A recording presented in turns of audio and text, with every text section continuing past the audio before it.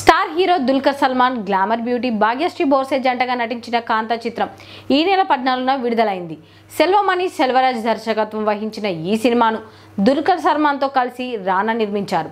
ఇక ఇండస్ట్రీకి అడుగుపెట్టిన తర్వాత భాగ్యశ్రీ మొదట విన్న కథ కాంతాదే కావడం విశేషం. ఈ చిత్రంలో కుమారి పాత్ర పోషించడం నటిగా తనకు ఒక పెద్ద సవాల్గా మారిందని భాగ్యశ్రీ తెలిపారు. 1960ల నాటి నేపథ్యం కావడంతో పాత్ర కోసం ఆమె చాలా సన్నద్ధం కావాల్సి వచ్చింది. ఈ పాత్రను అద్భుతంగా ఆవిష్కరించేందుకు శ్రీదేవి, సావిత్రి వంటి దిగ్గజ నటులను పాత సినిమాలను చూసి స్ఫూర్తి పొందానని ఆమె వెల్లడించారు.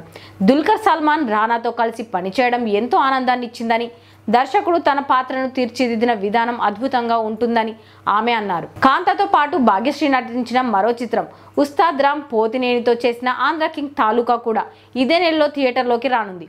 ఇక వారాల వ్యవధిలోనే 2 సినిమాలు విడుదలవుతుండడంతో ఆమె అభిమానులు ఈ సినిమాలపై మంచి అంచనాలు పెట్టుకున్నారు.